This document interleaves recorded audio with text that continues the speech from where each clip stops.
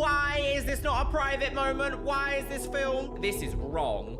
But while saying that, let's continue watching. How dare you? How dare you? Oh, imagine the gag. Excuse me, you have spliced together my own content. I did not say it like that. I need my telephone, excuse me. Right, my goodness, where do we even begin with this? Recently, Netflix has decided to make a documentary on America's Next Top Model, and it is called Reality Check Inside America's Next Top Model. And initial impressions are, I truly think that it's an advert for the upcoming news cycle of America's Next Top Model, or at least Tyra Banks' brand new business model, Hot Ice Cream, which apparently is also currently involved in litigation. So there we go. The gift that never stops giving. Now, don't get me wrong, I am hugely nostalgic for America's Next Top Model. In fact, if you do not know me, my name is Luxeria, and I am reacting to every single episode here on the Chanel, alongside other reality TV nonsense from the similar era. Currently, we are almost halfway through Cycle 6. That's how long I've been doing this. Old. As I say, I am greatly nostalgic for this show because I do think, despite it being genuinely quite a traumatic experience, it seems, for everyone involved, I do think it did some things very well. The main one that I can think of is queer representation, especially with Miss J being black and unapologetically queer, and on a mainstream massive TV show showing that, in fact, queer people and fashion are intrinsically linked. And Tyra Banks, for the most part, has been on the right side of history when it comes to good queer representation on TV. Unfortunately, in saying that, there was also some absolutely iconically insane moments on this show. Never in my life have I yelled at a girl like this. Never let Ken Mark, Tyra Banks, or production know that you have a fear of something, because guess what? You'll be dangled over a hole, suspended in a derelict building covered in tarantulas, to find out who will be America's Next Top Model.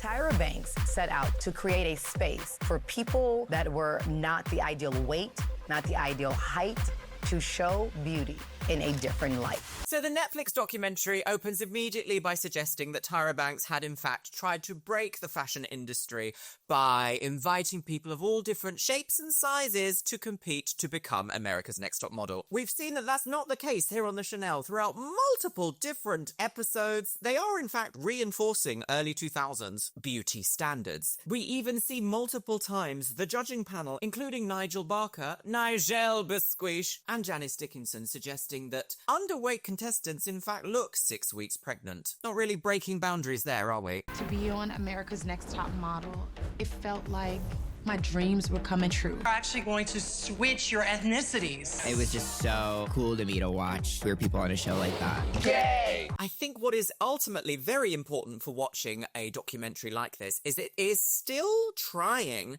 to paint America's Next Top Model as a modelling show for the benefit of the contestants. That's not what this is. This is ultimately a reality TV competition show. And what happens in competition reality TV? Drama. And who infers that drama most of the time? Production. Hence why we even have a saying on this Chanel, it's all your vote, Ken Mock. No one on the show knew what we were signing up for. I must say immediately, everyone looks great. Considering the first cycle of this show was, 22 years ago? Everyone looks great. Jay Manuel looks great. Nigel Barker, well... No. Even Tara looks particularly great in this documentary. I must say, my immediate reaction when I was seeing Tyra and the way that she spoke in this documentary was that whenever she starts a new business, she has this persona that she steps into that says, I've been dreaming of this since I was prenatal. It's all very poised and good TV. Tyra Banks is very good at making good TV. She has a personality and a way of speaking that commands the room and the attention, which is why every single judging panel was at least viewed by 3 million people. Can you imagine? Can you imagine? Ironically, if I really wanted like a low-down, behind-the-scenes, real expose about America's Next Top Model, it needed to not be glamorous and in a studio, because immediately my feelings are, this is an advert. This is an advert. We're watching a 3-hour-long advert for the upcoming cycle, where everyone is reunited happily ever after. No. I'm gonna take you to 2020. I must say, the way she speaks is so production. You can just tell that she's spent her whole life in television. The way she speaks has a very TED Talk-esque quality to it. I don't know how to explain it any more than that. Even when she's having that casual conversations, it doesn't feel legitimate. It feels like you're talking to a corporation. It got so big. One of the things that really sticks out to my mind is she suggests that times have changed. A lot of people were part of the next generation. They didn't watch it back then. And it went from this thing that everybody loves to like overnight, like just a whole different lens. Now, I like to try and rewatch these episodes here on the Chanel, looking through the context of the times. And even then, the context of the time is millennials were children. Going into watching something like America's Next Top Model could not possibly be the fault of the viewer. And the viewer in mind for America's Next Top Model was young women, 16 to 18 years old. 16 to 18-year-olds do not have power. They do not have any institutional power. It is up to you to set good examples, not always about what people want to watch. Because if you let kids watch that's what they're gonna do. What are they gonna do? No. It is up to the elders in the industries to ensure that the upcoming new people feel flourished, respected. At least that's what I try to instill here on the Chanel. And that does not mean that you are above critical feedback. What I think is important is to understand where that came from. Models looked a certain way. Heidi Klum, Giselle Bundchen, the Victoria's Secret Angels. Thin, tall, white women. And then there's Tyra. To be fair, when Tyra was young, she was thin and tall. To be fair. So it is kind of interesting that they're trying to suggest this narrative that Tyra has changed the industry. We've seen multiple times throughout multiple cycles here on the Chanel. It's not the case, is it? I remember my very first season in Paris as a model. 6 agencies, and the first 5 said no. I've heard, they were like, oh, we don't want any black girls. Oh, your nose is too big. Oh, your lips are too full. In the documentary, we see some older footage of Tyra Banks, stuff that I've never seen before, and that does kind of recontextualize where she was coming from this late 90s, early 2000s expectation of beauty. Now, don't get me wrong. I think being a working model and having people look up to you as a role model, I think that's quite a privileged position to have. I think going into any industry is difficult, and modeling is exceptionally a cutthroat, difficult industry to get into, but it is also a very affluent, very prestigious, privileged position to have. So when I hear people say, oh, we were rejected 10, 20 times from agencies, it's a weird one, because part of me says you should be able to pursue your dreams in life. And then the other part of me says being internationally revered for being beautiful is a privilege. So the idea that the documentary immediately opens up with us trying to feel something very human towards Tyra and understanding that the culture around the time was so hateful, so of course Tyra Banks and the opinions of judges would also be kind of hateful, whilst also trying to be subversive. It leads me to some very conflicting mental thoughts as opposed to physical thoughts, because it is bad, isn't it? Stuff that happens to models is bad. But then to be an executive producer of a TV show, potentially one of the biggest TV shows ever made, is also quite privileged. I saw Tyra Banks in person yesterday. She was having lunch in the Four Seasons. Nobody in the Four Seasons recognized Tyra Banks. She had her clothes on. This documentary also does kind of a very good job at showing us why Tyra Banks is a trailblazer in the industry. And although on the Chanel, the critiques are very heavily based around America's Next Top Model and the production machine around that, Tyra Banks was a trailblazer, which almost makes me more concerned about, well, why did you tell these poor rail-thin almost adult women that they're awful. We recently just saw on Cycle 6 Wendy having to divulge her very traumatic experience with Hurricane Katrina, and then Tyra called over an assistant to douse her in water, say her makeover didn't work very well, and then send her home. I want you slicked back and a tight bun. Are we having a flash dance moment? I feel like she should rip her shirt down. Exactly. I agree with you. I think you look stunning now. Poor thing. I Stunned. know with Hurricane Katrina, you haven't just poured water on her and said, oh, your style's awful. Let me slick you back with water and be like, so tell us about Hurricane Katrina. You haven't just done that, Tyra. You haven't just done that. I gotta say, Ebony from Cycle 1 looks absolutely incredible. Maybe this modeling might be something for me. And she actually had great representation, I think, on Cycle 1, especially with conversations about deep Christian religion came up. I think she handled it very well. I wanted to show that beauty is not one thing. And I wanted to fight against the fashion industry. And one day, this idea just hit me. However, Tyra further goes on to say that she's just had an epiphany to start America's Next Top Model. Now, you have to be very well connected to automatically be an executive producer on a TV show that's never happened before. She wasn't just the presenter. She had a very strong creative hand in how this show was made, and continually made for years and years and years and years. I created a show where you saw what it took to become a model. I had a feeling that I was going to change the beauty world. This was my way to get back. Now, I don't quite understand what she means by get back into the industry. Is that a little bit almost of a self-serving attitude to have? Is it almost as if solidifying her as a mentor means that she's going to forever be established in the industry? If so, great idea, because it did work. But at what cost? At the cost of others. Scandalous. So a couple of weeks later, I was at drinks at the Standard Hotel with Ken Mock. It's all your fault, Ken Mock! I remember getting a call from my agent saying, hey, listen, Tyra Banks wants to meet you. It's going to be basically a vanity project for her. She's not going to do any of the work. I mean, she's just a model.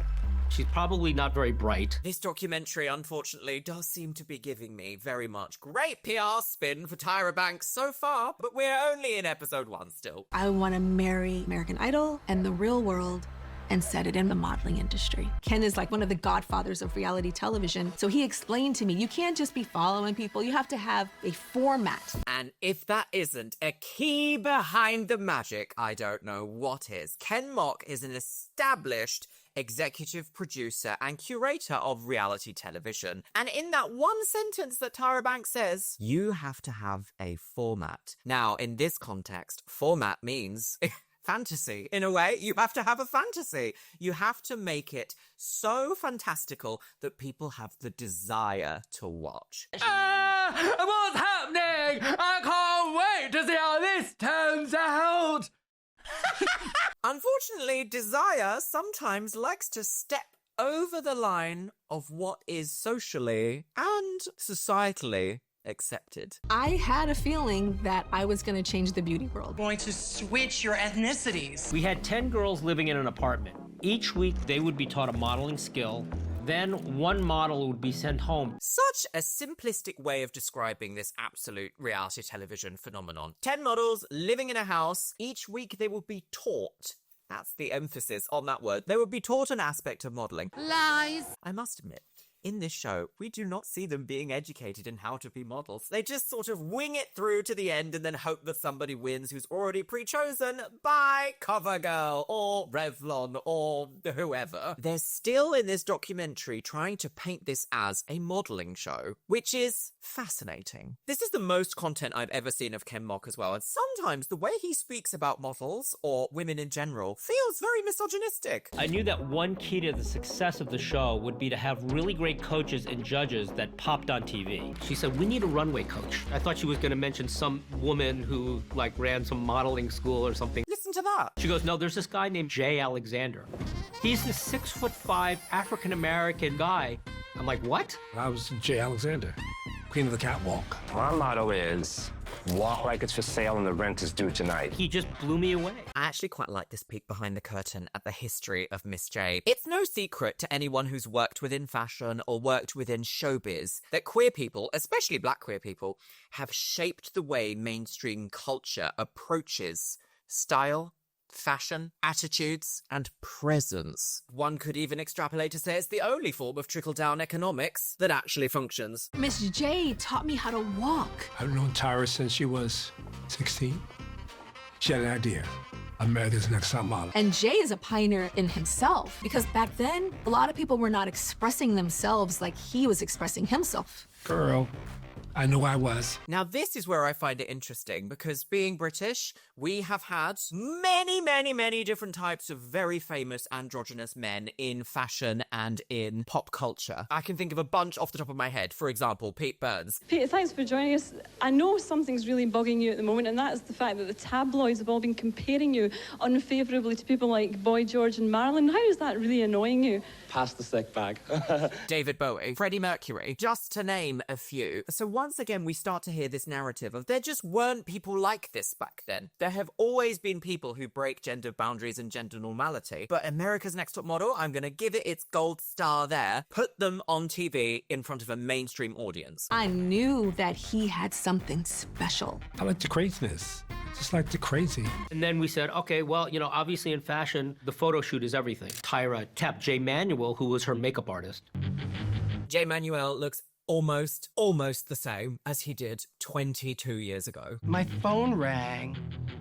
I picked up and it was Tyra. She's like, oh my God, I have this idea. He was such a visionary, one of the most talented creatives I've ever worked with. What is interesting about this documentary is that we already know, if you're in the scene, the ANTM scene, you'll already know that most of these people have fallen out. Jay Manuel even wrote a fictional book, which was clearly based on his time on America's Next Top Model. Self-insertion fictional book in which even the cover, girls. Oh, cover girl. I was so grateful for the opportunity to just be me. We were a complete team. We were ready to go out and pitch the show. There is one sentence that really snatches me by the hair and goes, listen, bitch! And it's this one. Tyra was given pitch meetings at all the major studios. Picture this. You've come to a lull in your modeling career and you want to move into a different genre of modeling, television work. You have an idea for a TV show. How many professional people out there do you think are well connected enough to immediately get put in front of some of the biggest TV networks in the world? And not only one of them. Multiple. We are talking here about an incredibly privileged position to be in. We pitched this model reality show everywhere, and there was just no. What? No. Networks were turning it down. Reality? No. We'd go to UPN. Okay, so I've never seen this woman before in my life, but if this isn't my exact corporate goth aesthetic, I don't know what is, and I haven't even heard her say a word yet, and I'm already like, you are a TV villain. Structured shoulders. When Tyra first came in, I thought, okay, vanity pitch. I just saw her face went from to... She's an actress, girly wink, she's an actress. We had everything to gain. I think one of the hardest parts to digest about the America's Next Top Model franchise, in fact, the Top Model franchise, full stop, is that the contestants aren't really contestants. They are a product that the show sells to us, the consumers, as visual buyers. That's one of the parts that does kind of smudge my nostalgia for this show, because when I was 15, 16, 17, watching earlier cycles of America's Next Top Model, going round my best friend's house at the time to watch it on Living TV. Oh, do you remember that? The Ghost Whisperer. Some say you're a ghost whisperer. I was being sold a product and an idea of what it takes to make it in the fashion industry that is actually quite different to how it really is. If Top Model wasn't picked up, what would I do? I picked up the phone. We got a yes. I'd never had that before. I'd never gotten a call that somebody said that they wanted to make my idea come to life. Like, wow, it was my payback. You just have a magazine I have a TV show. What do you mean? Payback? Why does America's Next Top Model have to be payback? And so many people are gonna see way more of this TV show than your magazine that is closing off so many beauties. I'm going to show you what beautiful is. It is ultimately a little bit self-indulgent. I know that we've seen the corporate people so far discuss Tyra Banks' project of America's Next Top Model as vanity, and it is, isn't it? But also, like, you're allowed a little bit of vanity. I don't mind. There's enough to go round. You can have a bit. Oh, the 2000s. Nostalgia has a funny way of making you sick, doesn't it? It makes you go, oh, it was the best time. It was lovely. But you can't go back. So don't dwell. Don't let nostalgia, the little heartworm, get into you. Don't let it happen. Don't let it fester. You'll just be sad. It all began a few months ago when we started a process that would change lives. Oh, cycle 1. We've watched the whole cycle here on the Chanel. I love seeing the development of TV shows from having very minimal budget into becoming titans of industry, because cycle 1 was on a shoestring budget. I could see girls with potential. Shannon looks great. She looks great. Wanted to become a model. It was just so glamorous looking, and I didn't think it was possible because I had like buck teeth, stringy hair. I had a growth spurt, and I was like, maybe this dream could become a reality. Shannon does almost look a little bit like she has been on the Swan. Why aren't you making it to the pageant? Another early 2000s reality TV show that we have fully done here on the Chanel, which is probably where most of you guys know me from. Delisa girls! Delisa girls! Delisa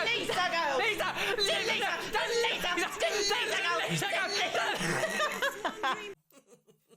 Time for brow lift. Super Christian girl. It says in your application that you're a virgin. Yes. Oh gosh, they played that up so much. I knew nothing about modeling, but I knew that my skin was popping and I had a great smile. Do you know what, though? I do want to say, as much as I am enjoying this little trip down memory lane of America's Next Top Model, Netflix is so good at pulling your heartstrings, isn't it? Oh my God! The people that make documentaries at Netflix, you are on something else. I'm feeling things, you're feeling things, we're all feeling things, and I am fair using your content.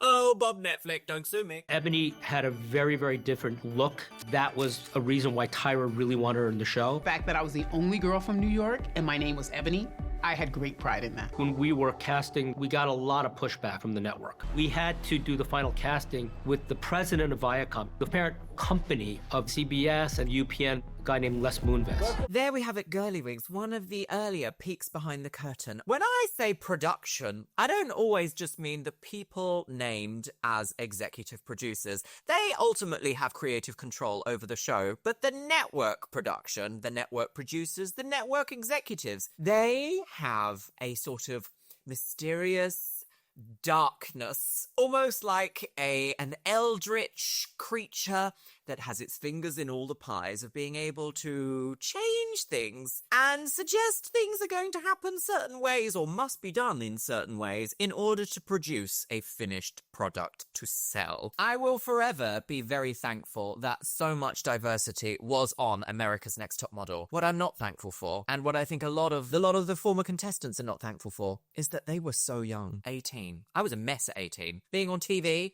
involved with multi-layers of production and life control and narrative and storyline and publicity, whilst being 18, fresh adult?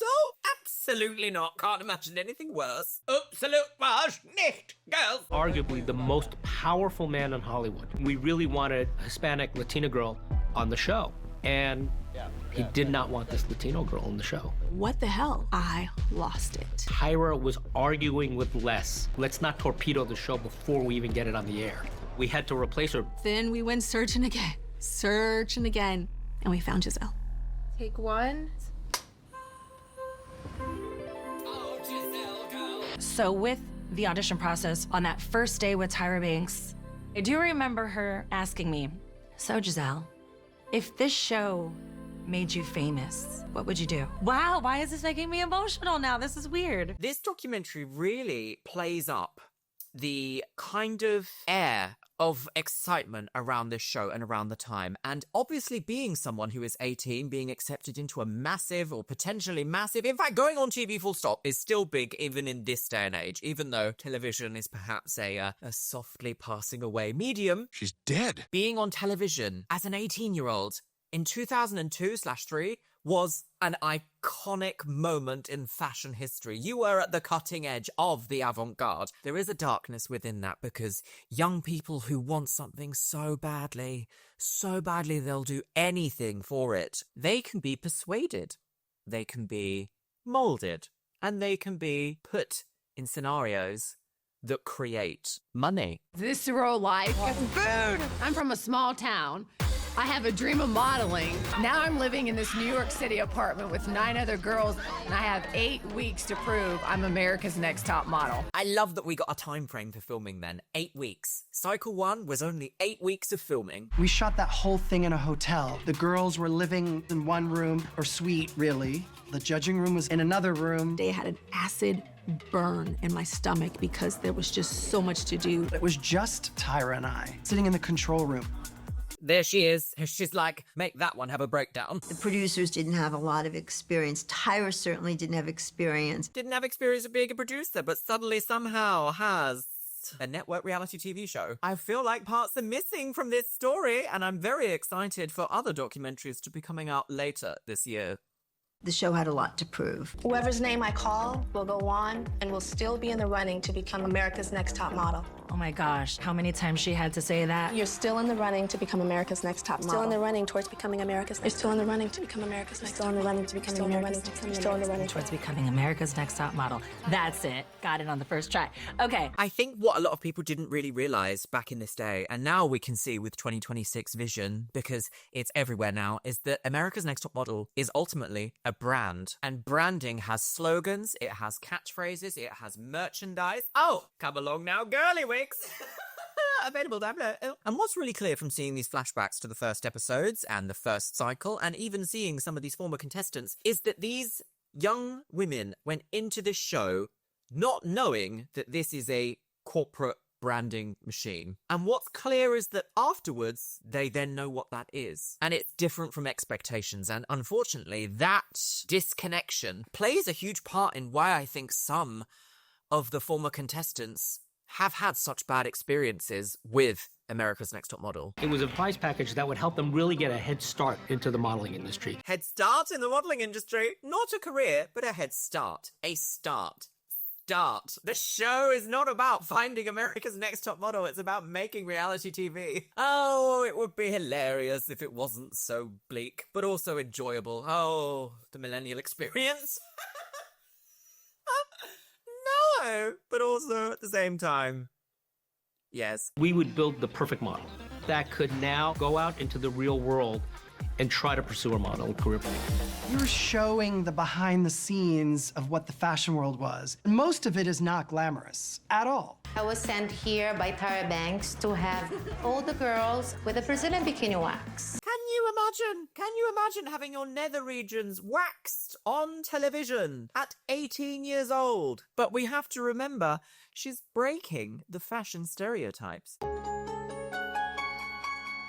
The show is inviting these girls for an opportunity to start their modeling career. Does it sound like it? No. I have never, ever done a Brazilian wax again ever in my life. This was not just a show about modeling, but it was a Cinderella story. Did everyone hear that? Excuse me, everybody, we have an announcement. Excuse me, everybody, we have an announcement. Why aren't you making it to the pageant? It was a Cinderella story, not just a show about modeling, a Cinderella story. We know the story of Cinderella, don't we? Rats everywhere.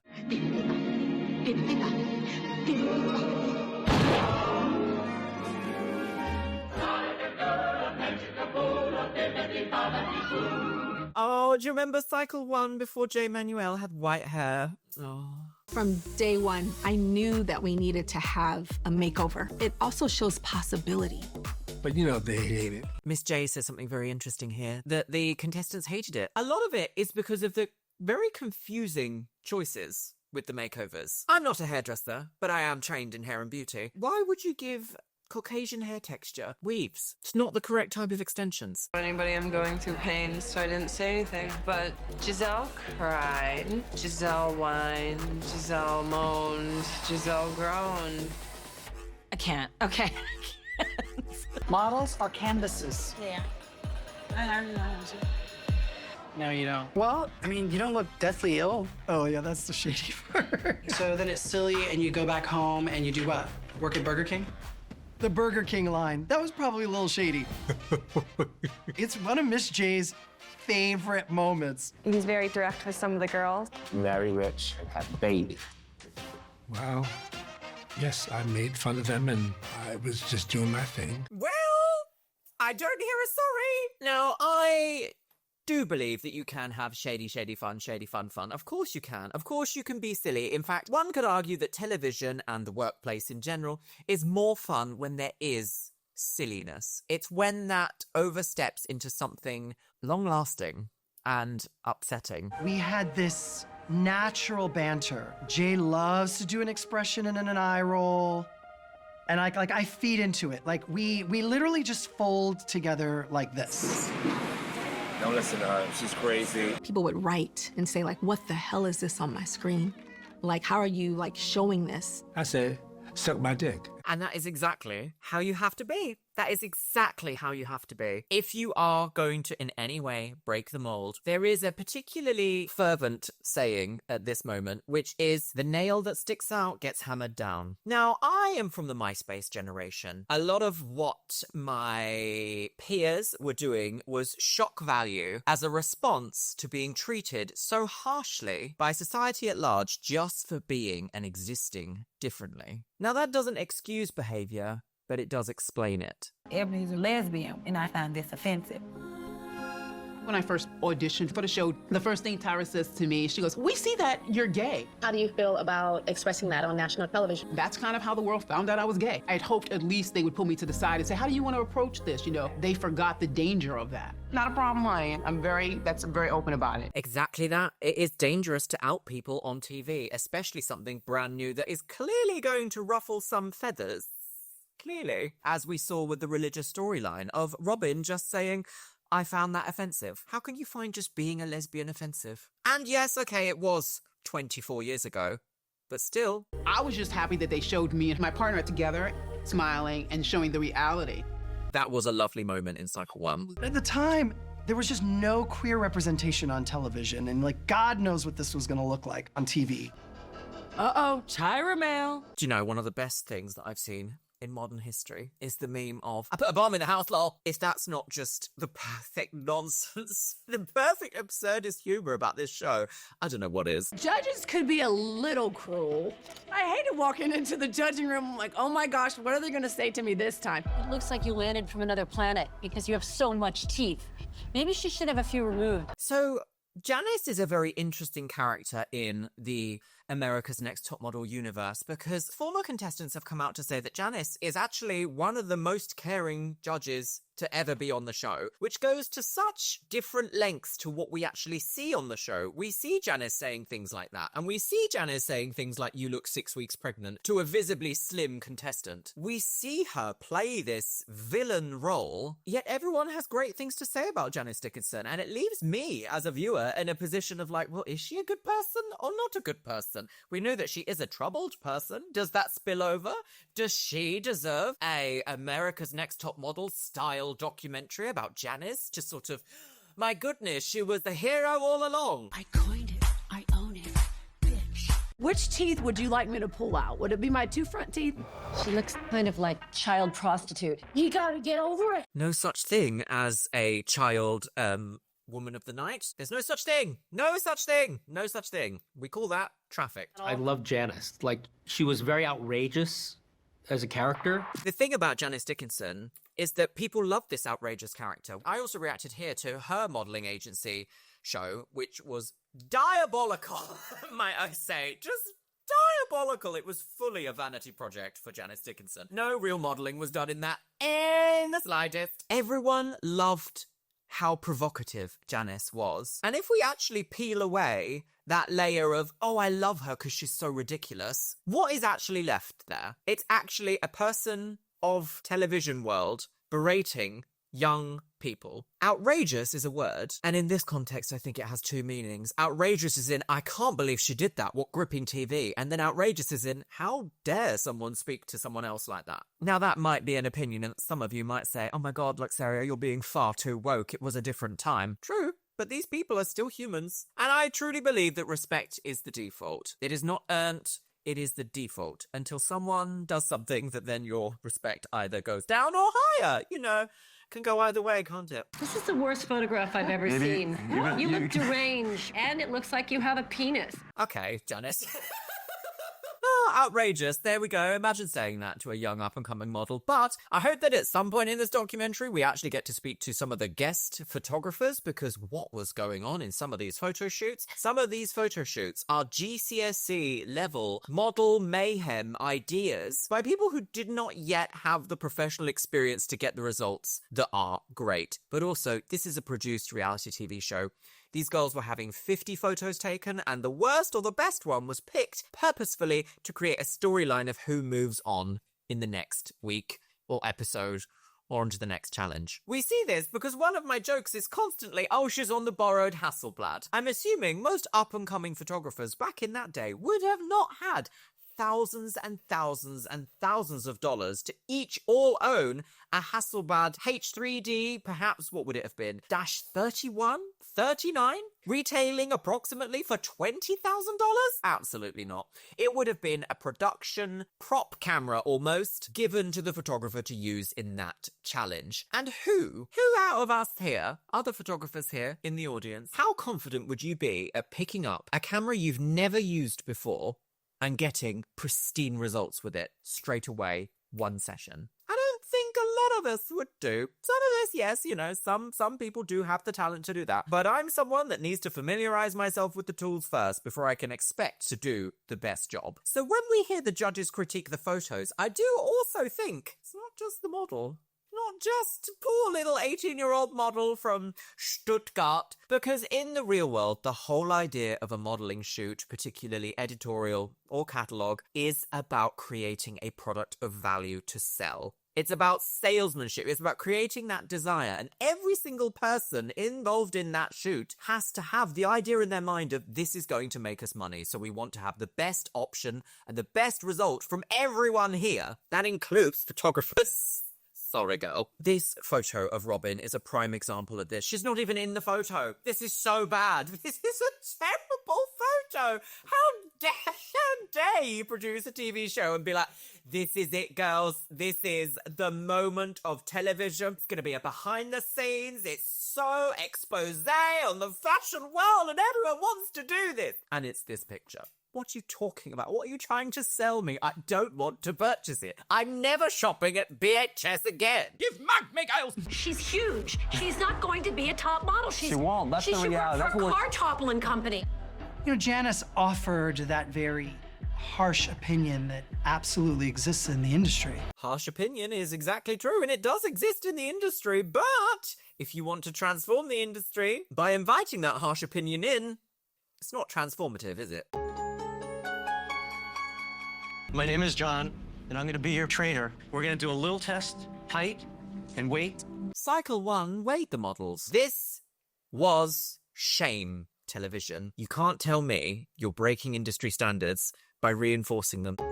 Shannon drops a bombshell that she in fact had an eating disorder. I had an eating disorder. And she won't be the only one. Part of the darkness of America's Next Top Model is that the show itself contributed to young people developing problems with food. It happened to me. It happened to my very close friend growing up. In fact, it happened to a multitude of my closest friends growing up. And I know that there are going to be people here in this audience that watch this show, similar age to me, mid to late 30s, also can almost pinpoint exactly that America's Next Top Model contributed to this issue. The show was aimed at developing minds. It wasn't aimed at people already established in the fashion industry at 30, 35, 40. It wasn't aimed at them. It was aimed at 15, 16, 17-year-old young people, predominantly young women. So for a production to want to distance itself from that narrative and from that influence is problematic to me. And that does deserve a nationwide apology. Am I the lightest one?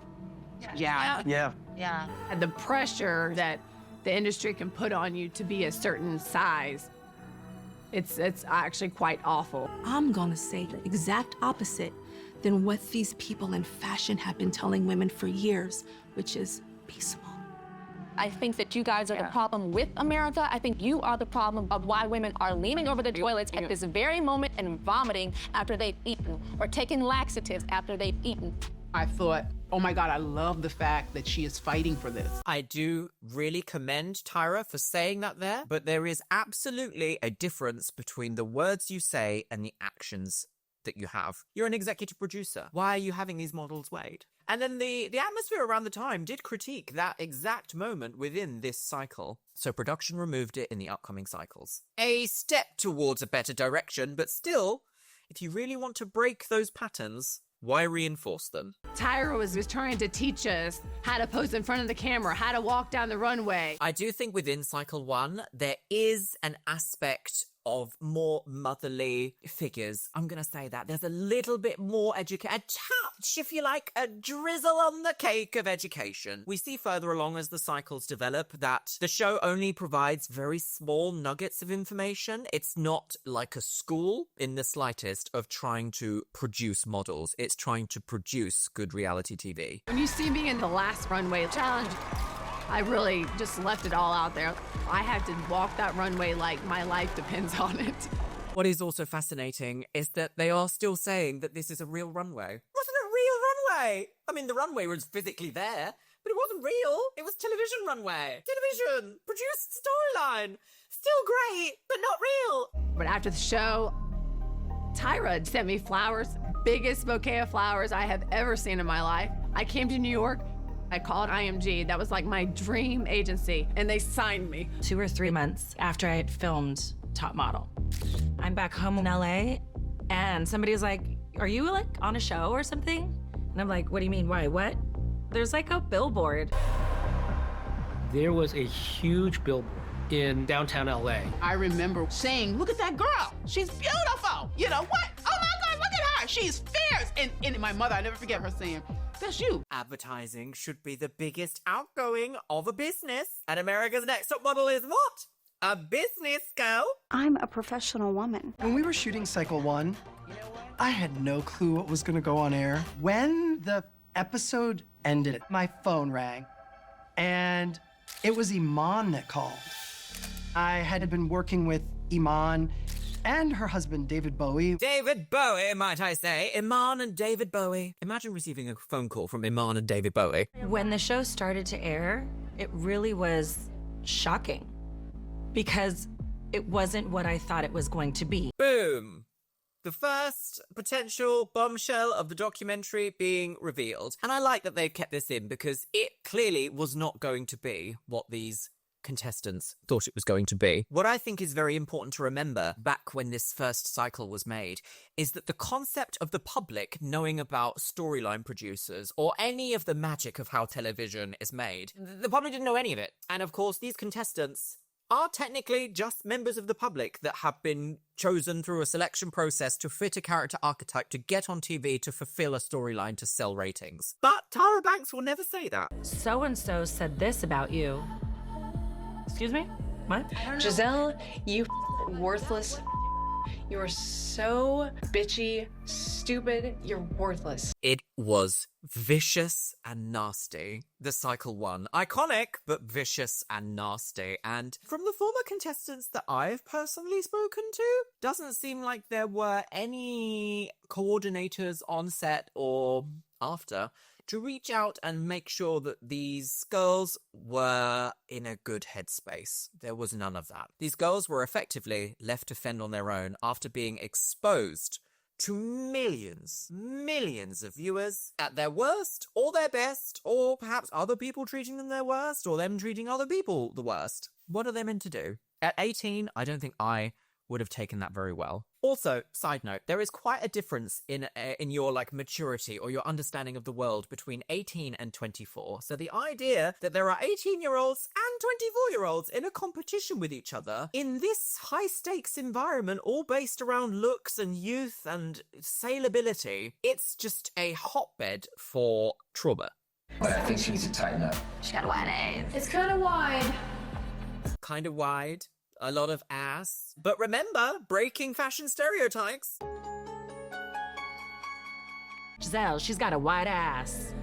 They chose to put that in there, how I left feeling about myself in that moment. Has stayed with me forever. And to experience that in front of an international audience of millions. When I went on that show, I knew people would be against anything that I represent, being a Black woman that's gay or whatever it is. But I did think that I would be protected. And then when I saw the makeovers, Ebony, this little piece of hair right here, that extra little thing, gone. That's when I felt the full disappointment of the way I was represented. I'm sitting there and I have 3 of the top stylists over my head, laughing my hair texture. It was really just frustrating. That was an absolutely disgusting part of the reality TV production process, is that Ebony effectively had her head shaved because the stylists couldn't style her hair. And not only that, they ridiculed her for it. Where's the morality there? And I guess that also asks a deeper question of, can a reality TV show be ethical and moral? By its very nature, America's Next Top Model takes young, very, for lack of a better word, desperate, vulnerable women, majority, and dangles a golden opportunity in front of them. You can be someone. It is the Cinderella story. Ken Mock did not lie there. That in itself automatically creates a power imbalance that, to me, if this was a clinical study, would not be considered ethical. Should we write her name in it? Yeah. I kept thinking this was a test. That at any moment, Mr. J would say, Ebony, you're fabulous, or Ebony, you handled this well. They end up giving me 3 ball spots. Yeah, very disappointing. One thing I have noticed in this documentary is their use of generative AI. Does make me wonder, could you not get access to original files? I guess not. Could have messaged me, but no. No. With your skin texture, being an African-American woman, it should be like butter. At the retouching session, your photo was the hardest that we had to do. But remember what Tyra just said at the start of this show. She was like, oh, it was great. I was breaking boundaries. So far, the documentary is doing a good job at explaining the opposing side of the current narrative from Tyra, that it was all great and all dandy and she was just doing her best and breaking boundaries. So far, seeing this story from Ebony, now I've spoken to Ebony personally, and she essentially said to me what she's said here in this documentary, that she was young, somewhat abandoned by production, and also unhelped. Ultimately, that's so sad because she is here to make this network money, and she's being exploited for that. I actually haven't thought about this in years, and I've actually never talked about this, but my heart was breaking as I'm on this national show, thinking that the world would be proud of me. Even as you stand here right now, it's like, where is the self-esteem? When I was eliminated, I was so brokenhearted. I go to run, and literally I make it up the first flight of steps, and my body just gave out. I would hear a lot of young girls come up to me and go, oh, I probably can't be a model because my skin is rough like yours. My heart was broken. The agents and managers were not interested in having anything to do with me. I was the girl who had no confidence, and who's gonna wanna hire that girl? Who's gonna wanna sign that girl? I believed now that I wasn't good enough. I'm not gonna make it.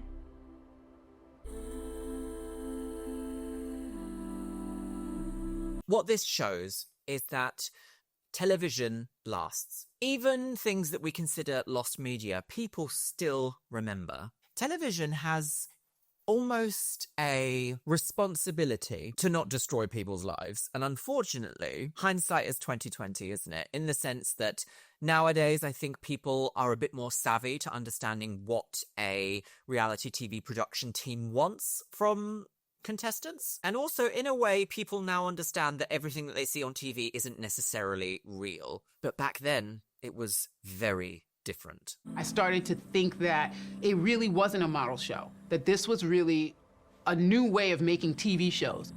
And I don't think that any of the girls were prepared for what reality was going to become. This show became the water cooler show. Tyra was everywhere. We do another, Oh, you're doing another one. And then my team were telling me, Tyra, this is not normal. You may never be able to repeat this success with anything that you ever do ever again. And she realistically loves it. She loved the opportunity because this show really is a vanity project mixed with solidifying a reality TV career forever. And it's the reason why we are still speaking about it now, 24 years later. We'll be back in January. America's Next Top Model airs Tuesday nights at 9 on UPN, and very soon there'll be an orgy. What the fuck is this?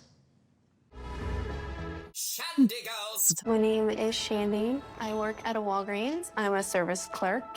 At the casting, I just yelled, I don't want to work at Walgreens anymore. Now, cycle 2 of America's Next Top Model is where they already have an idea of just how big this show is going to be. So the budget increases, the storylines increase, and of course, with that does the production shenanigans. In fact, shenanigans is not even really a strong enough word, I don't think, for this. I still have very, very conflicting feelings about cycle 2 because the storyline that we were fed as viewers is that these girls were out of control. Shandy especially, out of control. After the success of the first cycle, our budget grew tremendously. Well, there's a surprise. What did I just say? We had our own sound stage, and we built this beautiful table for the judges, and we built a beautiful backdrop for the girls, and we had a runway. My goodness, the budget increased, didn't it? And therefore, those girls in cycle 1, they were the trailblazers. Yeah, I had no idea how to do a model walk whatsoever. It became sport for Janice to bait Tyra. If the body could just slim down 150 pounds, that would be good. Then she'd be 30 pounds. That would be better. And I was like, why is she doing that to her? And Tyra would talk to me. She's like, I let it go. She's driving me crazy, but I let it go. It's very interesting hearing this behind the scenes between Jay and Tyra because we knew that they were best friends. If you are in the beauty industry and you have a repeated makeup artist or a repeated hairdresser, you start to get to know each other very, very, very well.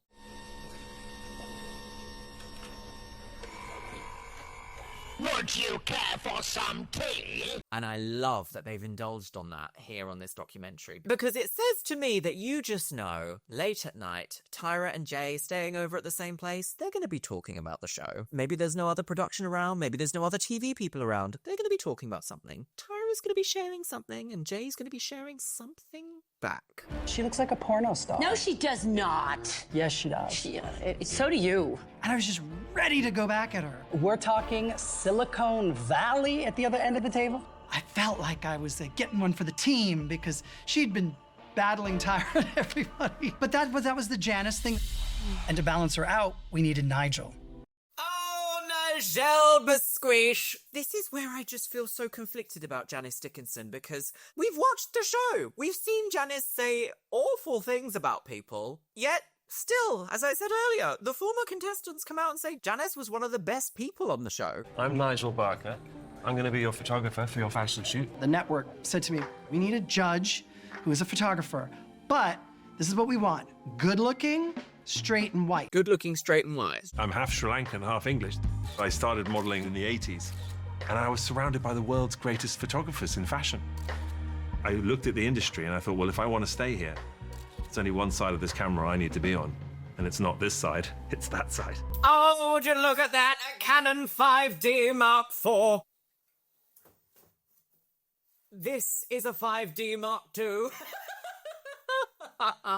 I love cameras. And if you want to know more about photography, subscribe to my second channel, Luxeria Labs, where I travel around the world and do photography. I remember looking at Ken and being like, I think this is the one. I had no idea what I was in for. And look at the camera he's using here. This is the Hasselblad H3D 31, I think. I don't think it's 39. Could be a different 30 model, but I think it's the 31. But if you notice in the little photo shoot that he was doing just now, years later, Canon 5D Mark IV. And the 5D Mark IV came out in 2016, I believe. So he's been using that camera for a long time. If, of course, we are to believe that that, in fact, was a real photo shoot and not just the documentary being like, come along, we need to film you doing all this in your studio. I need the documentary to go to do a deep dive on this Hasselblad camera. I don't think anyone else is as excited about this camera as I am, but it could explain why some of the photos are so terrible. Yeah, I didn't need to be the mean one or the funny one. I would be the straight man, eye candy. I mean, are we surprised? As soon as I saw Nigel Barker on cycle 2, I believe it was, I was like, oh, of course, this is a hot photographer. There were hundreds of people in this room, and we're just standing butt naked. I was nervous, but it was like nervous and excitement all at the same time. I must say, looking back at this photo shoot, considering the ones we've seen in subsequent cycles, it was quite a good photo shoot, wasn't it? I hate the makeup. Love the lighting. Love the concept. Love the styling. But the photography is good. I can't remember if I said that in cycle 2. I was probably like, no, I hate it. That was my story. Interesting. Something's just clocked to me there that Shandy was made platinum blonde and then taken back to Walgreens to do that B-roll in the beginning because she was already blonde when she was pushing those carts back. I finally felt pretty. A lot of these girls came from very difficult family backgrounds who were not supported by their mom or their dad. You heard a lot of those types of... Sorry, what was that Ken Mock just said? A lot of these girls came from very difficult family backgrounds who were not supported by their mom or their dad. Exactly, because this show needs what? Needs some level of leverage over their contestants to really bring out something to sell to reality TV. This is something I've been saying throughout watching all of these cycles up to cycle 6 so far. It's been clear and apparent that the casting team is particularly casting people who they feel are in need enough. And you could replace the word need in that sentence with desperate. I've gone through my life being, the black sheep of the family and not having anyone to talk to. Hi, how are you? Good to see you. Yes? Hi. Psychic intuitive works. This is going to be a lot of fun. See, I think what's going on with Shandy is Shandy and his family. Does anybody hug you? Fancy bringing in a psychic on a show to be like, oh, do you need family and love? To say that to someone who's come from a difficult background, and production knew this. But once again, remember to go back to what Tyra said, being, we're challenging the fashion industry. This show is about challenging and showing beauty. I'm 5'9". I look so fine. Yes, all my fellas are so divine. Top models pack quick, on the road, always gone. Pack your bags, y'all, you're going to Milan! Going to Milan, that was the first time we went abroad for the end of the show. I just had this vision of this strong editorial with these women and just these gowns on these steps. Shandy looked awesome with the hair, the glasses, the gown. This photo shoot is quite an iconic photo shoot in America's Next Top Model history, and every now and then I actually think Cycle 2 probably had some of the best photo shoots that we actually do see. This was probably the time where I, as a young person, genuinely thought that this represented the fashion industry, and some of the images that come out of this cycle are so strong. The initial one I think of is Joanna, and this on the steps of the Colosseum shot of Shandy. One of the most iconic photographs to come out of this show. You can even see it now, still to this day, 24 years later, in a magazine, as if it had just come out today. In that same sentence, Shandy had a very difficult time on this show. Did you want to win it all?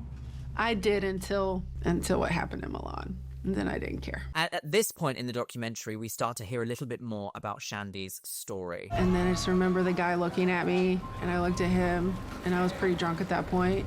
All I remember is just remember him on top of me. I was blacked out. How on earth they can plug it as a cheating storyline when she is so drunk that she's blacked out? Under the care of this entire production staff, production team, televised situation happening. There are cameramen, soundmen, storyline producers, production, executive production, all in this room filming this happen, watching it happen, and not a single person was like, maybe this is immoral, and maybe this is unethical, and maybe we shouldn't do this. And there is where episode 1 leaves us. Part 2 of the documentary continues in the Milan storyline. Shandy further goes on to explain exactly what was happening. She says that she has 2 bottles of wine by herself, and that her memory is spotty. Now, anyone who's drank alcohol to the point of blackout before will know exactly how that feels. And I am still perpetually shocked that not a single person from production stepped in to make sure that nothing would happen. I didn't even feel sex happening. I just knew it was happening.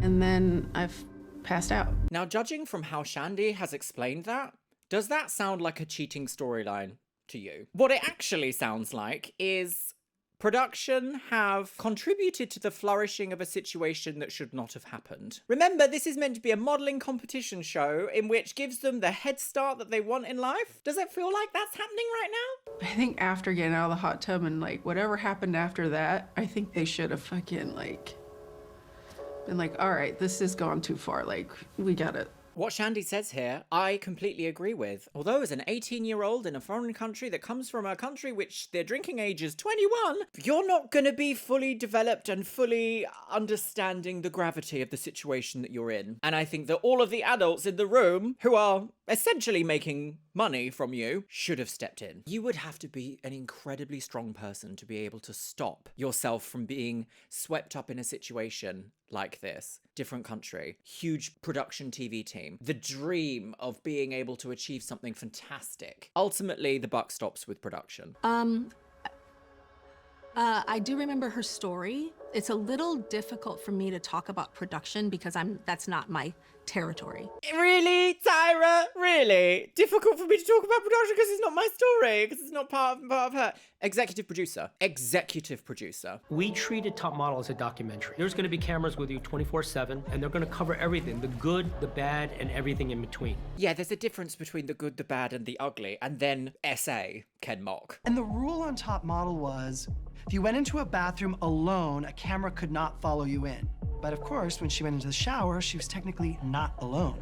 So the cameras went in and they captured it. I am genuinely gagged that the cameras captured this. Here's what's coming up on America's Next Top Model.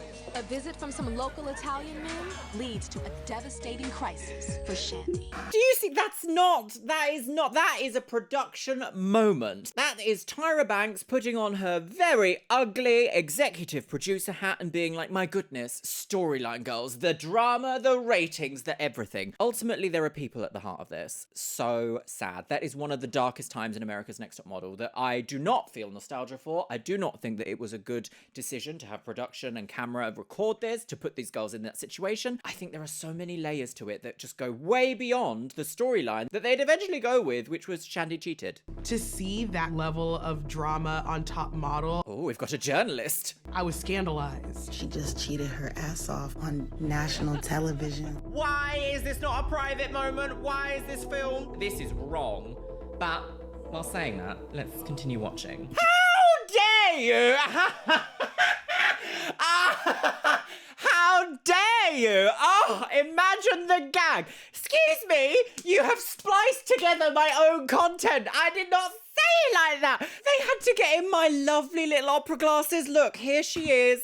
What do you mean? What do you mean? What do you mean I'm in the America's Next Top Model cinematic universe? No! Oh God, you've made me look like I get sick pleasure out of watching this, but you've edited it and you've also filmed it as if we're watching from a distance going, oh, what's gonna happen next? Roberta Netflix, you could have emailed me. But while saying that, let's continue watching. You've overlaid my own sentence against an action I'm already doing. Many hours later. I've just had to have a word with myself, okay? Right, it completely destabilized my entire day. How am I in this documentary? Ludicrous. Look, sorry, okay, behind the magic, let's look at how production changes the narrative, shall we? Because look at this. For the legitimate context, this is what I actually said back in my full cycle reaction in 2023, in the video now titled The Cheating Storyline. Okay, I've got some immediate thoughts. First of all, why is this not a private moment? Why is this filmed? Why is this literally gonna be like the moment? I bet I bet producers were foaming at the bussy for all of this drama to go down. Couldn't put the word bussy in your documentary? No? Because as production, you were in fact foaming at the bussy to take my content out of context? Is that what it is? Is that the truth? Why is this not a private moment? Why is this film? This is wrong. But while saying that, let's continue watching. I did not just lean in with my glasses because I'm still speaking and I don't do overlaid voice work on this Chanel. Sorry, right, okay. Got that out of my system. And it is not a coincidence that she starts talking about cheating and she comes in and stokes the fire under the guise of concerned big sis. This journalist is saying exactly what I've been saying throughout all of my content here on America's Next Top Model, is that Tyra quite often pretends she doesn't know what's going on her own show. She is an executive producer. All of the storyline decisions will run through her and Ken Mock. Now, it is fun on this Chanel to say it's all your fault, Ken Mock. But Ken Mock is in partnership with Tyra Banks as an executive producer on this entire thing. I don't know how many more times I can say executive producer. The idea that back in the day, young people would not have known this and would have just seen a storyline of Shandy cheating on her boyfriend on holiday in Milan to become a model. Well, she can't be America's Next Top Model because she's awful. Another aspect of this to remember is that it's actually illegal to show actual intercourse on television. So why any of production decided to keep filming this anyway is equally shocking. Televising this situation and not giving Shandy privacy for this very difficult moment effectively ended Shandy's career. So when Tyra does say things like, this was a behind the scenes of modelling and she wants everyone to thrive and to change the industry, why effectively destroy someone? It's such a specific emotive storyline that we've been given more information about now, 24 years later. Shandy's life could have been ruined. It probably was for many years because of the dollar signs in their eyes that were flashing. But I think that we have to fight against our carnal desires. After that happened, I kept demanding, like, I want to go home. I don't want to be a part of this anymore. And I demanded to like talk to Eric, but they wouldn't give me a phone. And that's when I really wanted to go home. They tried to talk me out of it, and I was like, no. And they're like, well, now we can get you a phone. It was like things became convenient when they needed to be convenient. I think what Shandy is saying here just goes to really highlight how much of a Wild West reality TV was back then. I still think it's a bit of a wild west in this day and age, but people, the public, are a lot more savvy to how production can make a story, or even the editing of a story, to add extra layers of salaciousness to it. Because if they really cared about Shandy, they would not have needed to film her on the phone to her partner Eric at the time. Afterwards, I'm just like laying on the floor in a fetal position, just crying, and they just like get up to leave, and they both came up to me and they said, we're really, really sorry that we had to film that. They just knew that like, this isn't right. And it's not as if the moment happens and it's immediately on TV and then nothing ever happens. It has to go through multiple different editors. It has to go through the cutting floor. It has to go through software, has to go through colorists, has to go through audio engineers, has to go through so many people before it is aired on TV. And not a single person said, maybe this isn't what we should be doing. So when I hear people like Ken Mock and Tyra Banks saying that this was a groundbreaking show and they had the best interest of these girls at heart and they were breaking boundaries, breaking the normalities. When I went into post and saw the footage, we scaled back that scene in a significant way. I'm not head of story, that's Ken Mock. Sorry, if not what I've been saying all along there. What do you mean you scaled back that scene? God, I'm almost a bit emotional myself. It's not a scene. It might be a scene because you're filming it. It is a real life event that happened to someone. You've essentially recorded a crime. A little side note here, if you want to support Shandy, she's actually on Cameo and available for personal video messages. This is her link, and I will also pop it in the description below. It's important for people to know that we didn't put everything on TV. Do you know what happened? Super Bowl! Janet Jackson, Justin Timberlake. Oh my gosh, yes, the Super Bowl. Who remembers that? That was obscene. The fact that Janet got so much flack for that. Justin Timberlake got none, and it was a wardrobe malfunction. The early 2000s was absolutely bonkers when it came to situations like this on TV. The documentary then swiftly moves on past this very deeply difficult part to watch and shows us clips of just how much of an effect that America's Next Top Model had on the population in terms of people going for auditions to be on the show. And when I say it was huge, even in my little town, well, city of Brighton in the UK, I was hearing news stories of fights breaking out at America's Next Top Model auditions. It had such a grip on television at that time. There were so many parodies about it. There were so many people talking about it. I didn't know a young person who had some sort of interest in fashion or maybe even was queer, even all the regular girlies. I didn't know a single one that wasn't interested. That's how powerful it was and how prevalent it was in culture. The end of season 2, I knew. They couldn't get enough. Randomly one evening, Tyra, Jay, and I went to dinner. And there were some kids on the street. A girl, she said to her friend, "Oh my God, look, there's Beyonce." The girlfriend said, "No, that's Tyra Banks because it's the Jays." And I said, "Oh, okay." I looked over at Jay, and Jay was like, "This is not gonna sit well." It was just a bit of an awkward moment. This is Tyra's show. Ooh! This scene does kind of peek behind the curtain a little bit into the vanity project of America's Next Top Model, because why would you be upset that people from your show are being recognized unless you somehow felt entitled to that recognition yourself? And then Nigel drops this absolute bombshell. At one point, we had an audience of over 100 million people globally. Isn't that absolutely gag-worthy? I know that the people that know about America's Next Top Model and were there and watched it, I know that we understand how big it was, but to hear that it had an audience of over 100 million people globally is insane. An insane level of influence over the way that people perceive not just you, but the fashion industry and these contestants on this show, who, as Ken Mock has said earlier, were from difficult backgrounds. Now, if you have a difficult background and you are approached by America's Next Top Model and they say, "Oh my goodness, you can come on this show, won't it be great? You'll be a star," and you think, "My goodness, 100 million people could know who I am and that could lead to a career forever for me," of course you're going to leap at the opportunity. And of course, you will be hungry to do whatever is necessary to make it to the pageant. We can't just sit here and listen to Tyra go, "I wasn't head of story. I didn't do all of this. I had no idea that was happening. I was just on set sometimes." No. It's ludicrous to even pretend such a thing.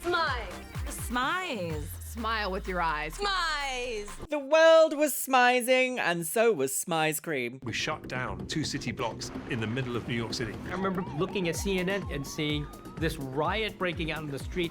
Oh, I did wonder if they would actually bring up the riot and the fight that I remember. So this is the scene that I remember seeing on the news in my tiny little bedroom in my little city of Brighton about one of my favorite TV shows. A riot broke out in New York City for casting of America's Next Top Model. If that doesn't tell you how big this show was, I don't know what will. Pushing the limits and all of that. And so we kept pushing and we kept creating more and more and more.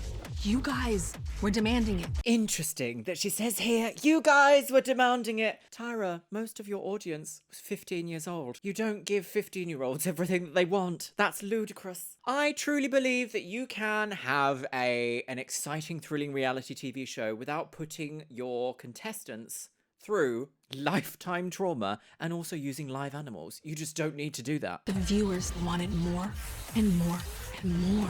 Reality TV is a bitch. If it doesn't bleed and lead, then it doesn't work. Oh my God. Oh, Joni looks great. She's actually in Cycle 6 that we're just watching now. My goodness me. It's like catching up with an old friend, but I'm immediately seeing what they've been doing throughout the entire life. It's strange, you know, doing reaction content and then suddenly fast forward to now, it is strange. I found myself in a strange position. What even is my life? Okay. Hello, Joni. What do you have to say about this? Jay is dressed as a poodle. Watching that is like mortifying on every level. I forgot about Cycle 10 because it's been blocked out of my mind until literally just this second. I totally forgot that they wore animal carcasses. If that isn't the most unhinged thing you've ever heard, I don't know what is. And I remember watching Cycle 10 when it was airing. I do feel like I can feel and taste what people want to see.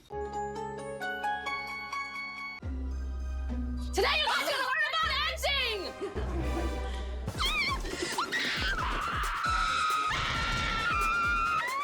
That lovely screaming montage there goes to show you just how much further the production wanted to push all of the contestants' limits involved in this show, because ironically, you'd never see the judges, the other people involved with it, doing these challenges. It was all for a slight, dare I say it, slight humiliation ritual for these contestants, all under the guise of, if you say no to this, you'll never make it in the fashion industry. Also, Twiggy, a main judge for 4 cycles, is absolutely nowhere to be seen or heard of in this documentary. We cannot forget when they pretended to be homeless, inspired by Tyra's stint as a homeless person for a day. That is the most unhinged sentence we've ever heard, isn't it? Tyra pretended to be homeless on camera for her Tyra Banks show, so she decides to do a photo shoot inspired by homeless people.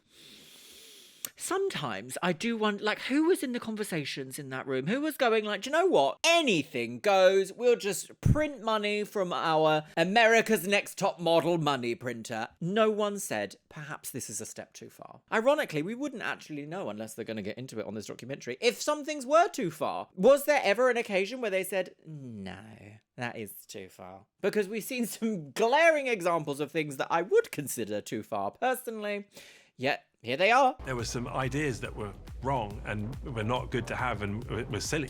Yeah, there's some dumb shit. I mean, it's dumb. I'm like, what the hell? You were in charge. You were in charge. You can stand next to that dumb shit and say, do you know what? It was wrong. And it's our fault. And it was wrong. But we're not going to get that moment. And I don't think we ever will. Even in an interview that she gave in 2020 that I did a reaction to, done nearly all of it. Even in that moment, she offloaded the blame to others. And I still get the feeling she's doing it here. She's saying, well, we had to go beyond, above and beyond because you guys wanted more. You know, you're all multi-millionaires. You could happily just go, this is too far. I'm going to go and enjoy my lovely ranch with my dogs. You could do that. Do you remember outrageous moments that you were thinking to yourself, okay, like, can we air it? No, I never thought about, can we air it? Can't we air it? Good television is good television. That is insanity to hear from a president of a television network. What a crazy thing to hear, but also completely explains why things are the way they are. It ultimately affected real people in real lives. Is that my little biscuit? Come on, biscuit. And my little CEO of Estee Lauder is right here, baby. Hello. Thank you. Hello. Is it because I'm making lots of noise upstairs? Is that what it is? Also, you missed it. I'm apparently on Netflix. The government. You're so warm. You've been in the sun, haven't you? Getting a little sunshine boy. Yes. All right, you can sit on my lap, but I do need to do working. So you can sit here for a little bit if you want. Absolutely absurd. Side note, Danielle looks absolutely incredible. This is not real modeling, right? And after that, it was just a fucking free-for-all. We now start to hear more about Danielle's story. And once again, we are hearing the storyline that must fire off money signs, dollar signs in production eyes. It falls again exactly what Ken Mock said. Most of the contestants do not come from very privileged backgrounds. Yes, I'm on this show. Like, I can't believe it. It's gonna happen. You can really see how important it is to these contestants. And we see this every cycle that we watch in the selection stages, just how much it means to the girls that get through and also just how much it means to the girls that don't. And it's a hard thing to compartmentalize, if that's even the right word. It's a hard thing to understand or to even critique, because how many of us now would still love an opportunity like this, an opportunity at a big way of changing our lives for the better, for a production team to say everything you want to hear and to be all involved with it.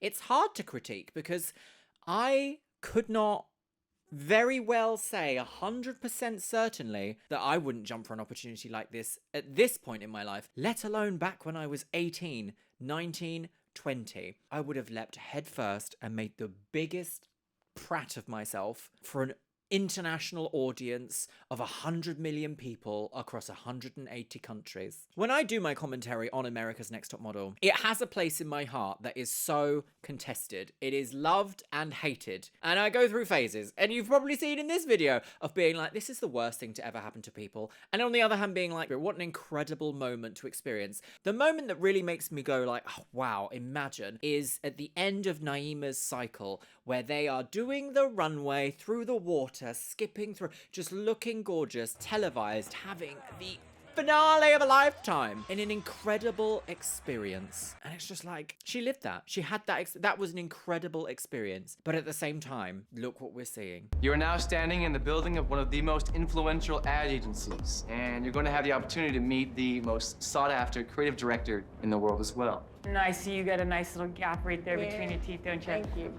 The gap, the infamous gap. Lord Jesus. Tyra has an extra special treat for you guys. They said that we were going to the dentist. The dentist is gonna do something about that snaggletooth and for that gap too. That was the first time you see the girls going to a doctor's office to get a medical procedure. And that absolutely cannot be understated. It turns from America's Next Top Model into the Swan. Time for a brow lift. The thing that makes me say this show is not breaking boundaries, it's actually enforcing regular boundaries. A few cycles later, we see Tyra want to widen somebody else's gap tooth. I don't know who allowed teeth to become a trend. That is no. And this is where the problems start. The government! What about the gap? I love my gap. The gap, I love the gap. The signature gap is staying in my mouth. I was like, no, I don't want to close my gap. That's not your right to tell me what to do. And you know what? I completely agree with Danielle. Joni also drops this bombshell on us. I was young and kind of just along for the ride, but I had to sign a separate release right then and there too. Couldn't talk to my mom about it, couldn't call a lawyer or anything like that. She couldn't consult a lawyer or consult her family about this extensive dental work that she was about to receive as part of a makeover for a modeling TV show. I just want that to settle in for a moment. I just want that to settle in. Oh my God. I still remember her looking into the camera and saying, look at what they've done. Look at my teeth. The one vibe that I do very much get from this section of the documentary is that everyone is still on board. Everyone's like, oh, it's insane, but isn't it great? No, a full set of crowns, dental crowns, veneers, whatever you want to call them. They are crowns, realistically, but they are often referred to as veneers. It is something that needs serious consideration and multiple opinions, multiple second opinions to make sure that you're getting the best healthcare possible. It is not acceptable for a TV production company to make those decisions for you. Oh my God, she took out her teeth.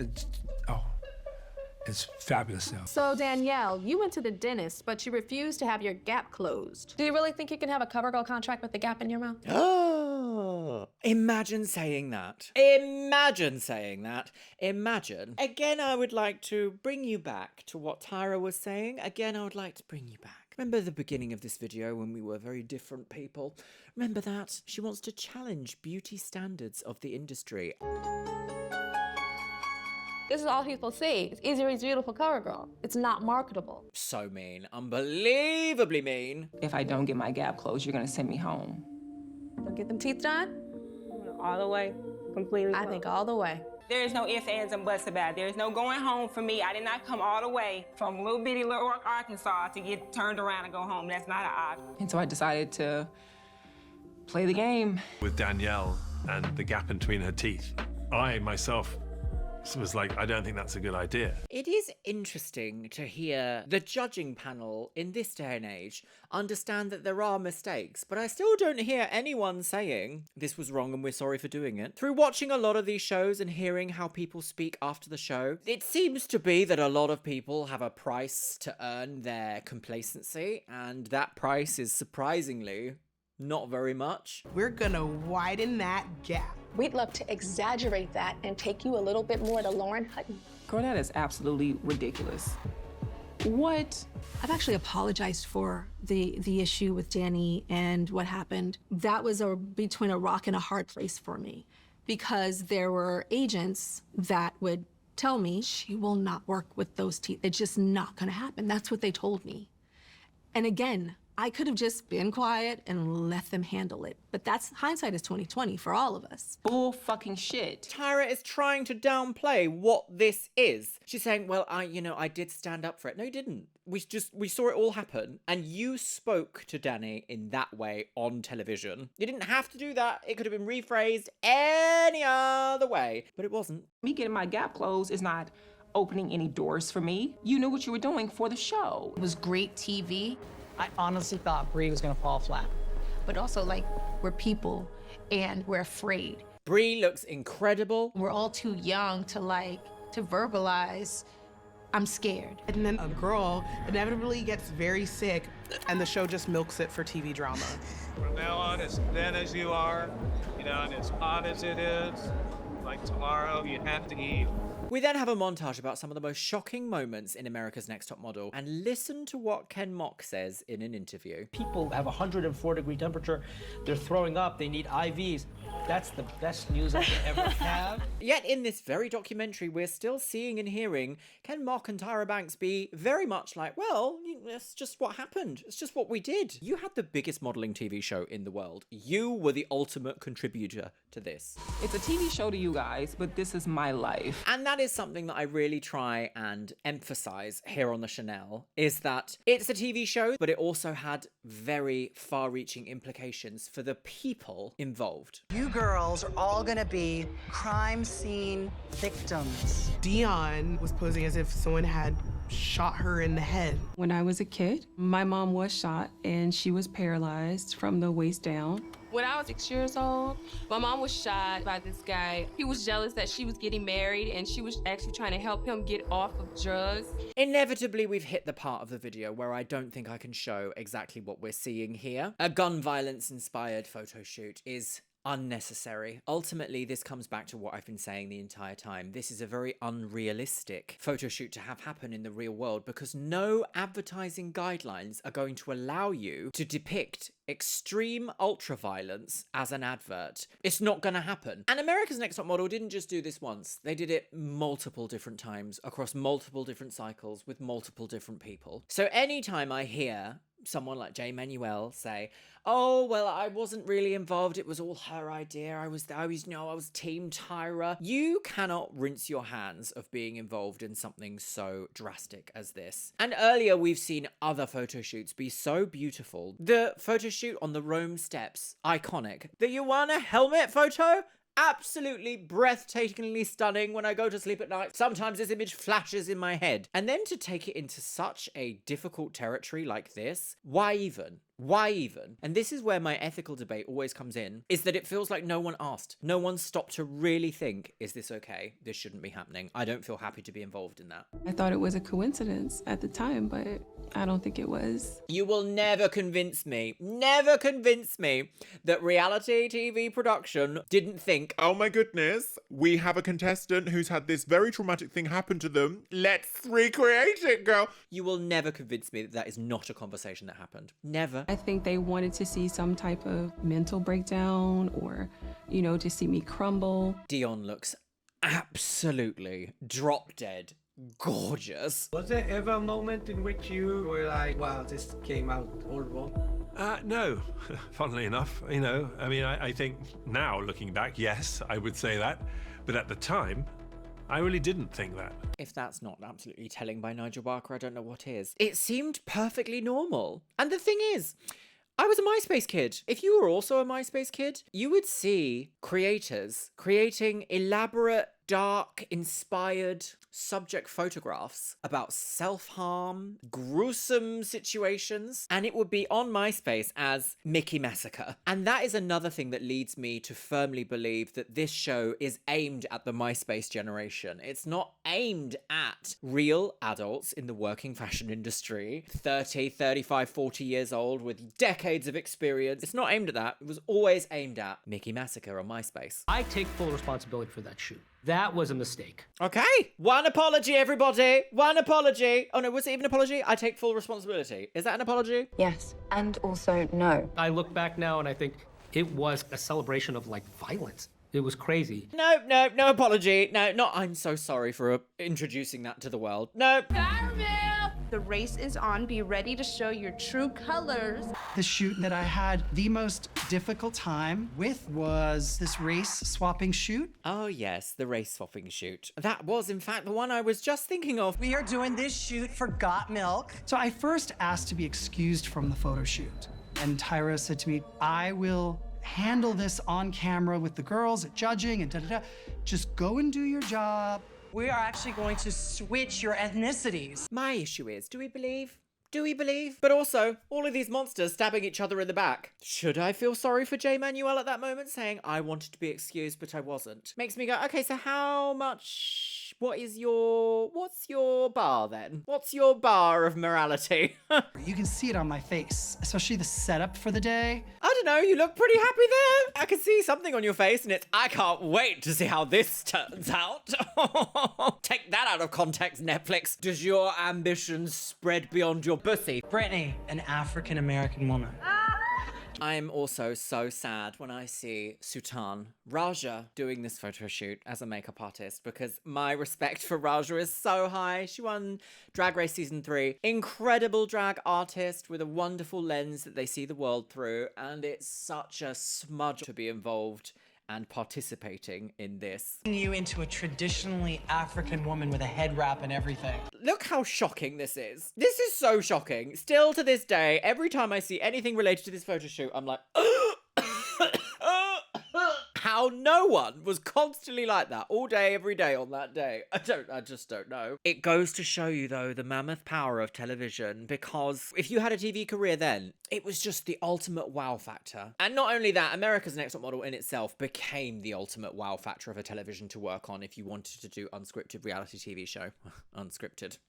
All you girls are gonna have a little 3-year-old. Oh God, it just gets worse and worse. I totally forgot about this. It's not about comfort, it's about the look. Also, why is it a milk advert? Still to this day, I ask myself the same, why is it a milk advert? What milk company is going, oh, race swapping, fantastic. Buy our milky moo juice. Okay, right, I've had my moment. I didn't think it was controversial.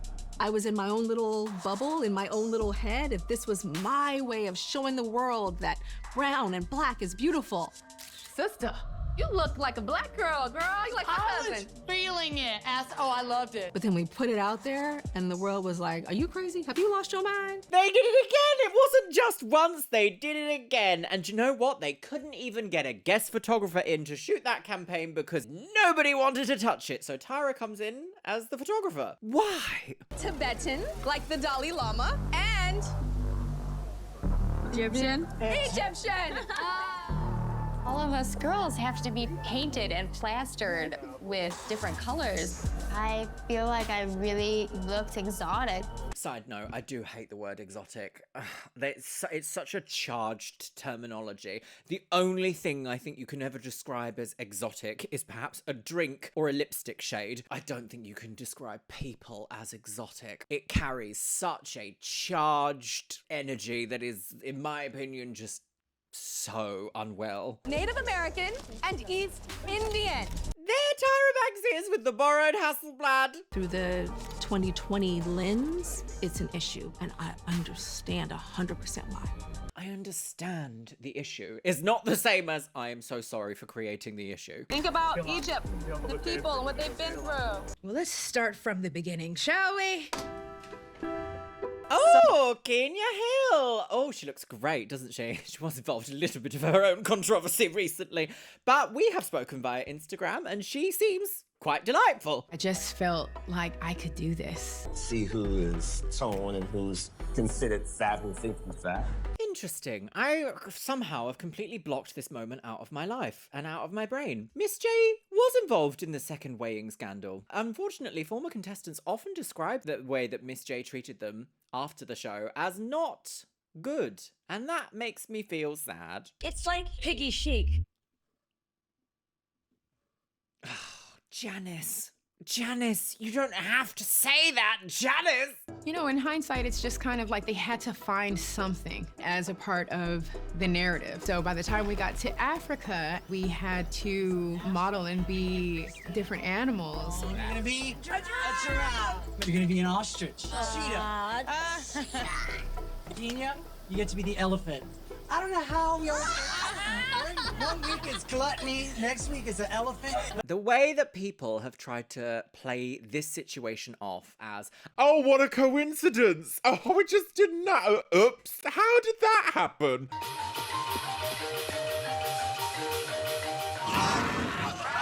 every single iota of a television show is meticulously planned, down to the last detail, and if it isn't, we would hear about it. And that's why I do not believe a single word. I'm sorry, J. Manuel. I'm sorry, girl. I'm sorry, I don't understand, bitch. Don't understand. I don't understand, bitch. That's when I knew, okay, this is intentional. Of course it is. I have to just try to suck it in and work it. See what we were talking about earlier? The photo shoots were really cute in like Cycle 2. I think Cycle 2's photo shoots are probably quite iconic. What are they having them do? Lubriderm.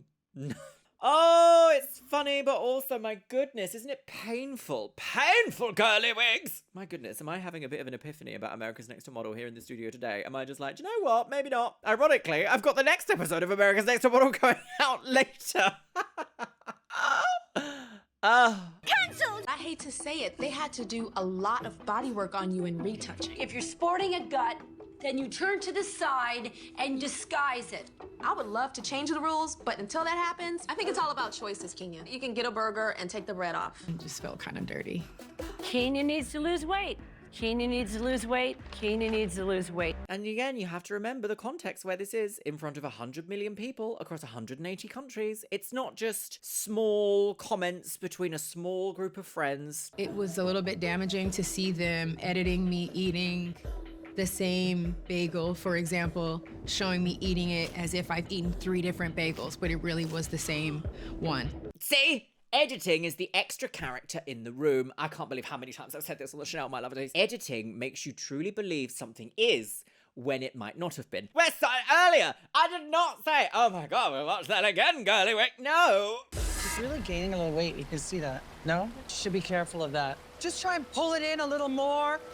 Also, they are making her pose in particularly unflattering outfits. Do you remember earlier when I said the photo shoots? What was this? This was a bit of grass by a rock. Bit of grass by a rock. Ugh, I'm sure there are some photographers and models out there that can make bit of grass by a rock look absolutely astoundingly gorgeous, but perhaps not people brand new to the industry, maybe?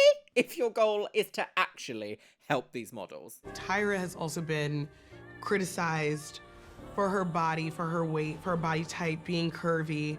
To all of you that have something nasty to say about me or other women that are built like me, kiss my fat ass. We have to face it that we are in the fashion industry. If you don't fit the clothes, you don't work.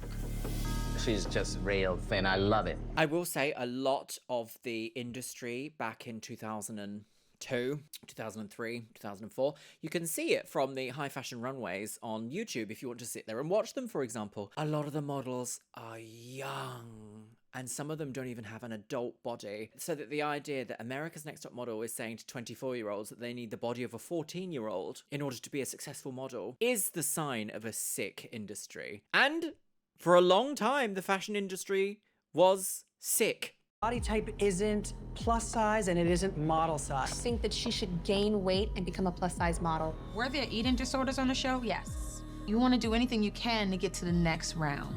She gained a lot of weight. It just really shocked me today. I'm seeing such a huge change physically. I think there was a very difficult balance to strike. Look at this waist. You have the smallest waist in the world. That is unacceptable. Unacceptable to say you have the smallest waist in the world as a celebration on an internationally renowned television show. Do you find that unacceptable? I find it unacceptable. There's something about her that I like. When the only people you saw didn't look like you. Plus size modeling did not exist. This is size 10. A size 10 we wouldn't use for the runway. So usually runway is 2. I completely. Yeah. It's definitely frustrating because obviously I'm discriminated against because I'm not a size 2. It's just sad to me that it's so like, you can't be a size 2. This is going to raise some very difficult questions, and I assume that when we finally get to cycle 10, when that might be, 2049 by the state of it on my Chanel? The pervasive culture of body, weight, and shape in the 2000s was so everywhere. It was on the front of magazines, it was talked about on the news, it was talked about in schools, it was talked about at work, it was talked constantly about the smaller your body was, the more desirable you are, which is a huge red flag saying it quite like that, isn't it? Points out how obscene the problem actually was. I'm going to try and word this in a very specific way here because I want to make sure that my words come across as I purposefully intend them and not to be taken out of context. The point of sales is to create desire.